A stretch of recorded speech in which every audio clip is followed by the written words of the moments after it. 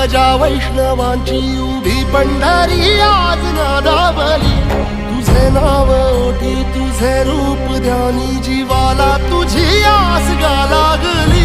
जरी बाप साऱ्या जगाचा परी तू आम्हाले कराची विठू माऊली।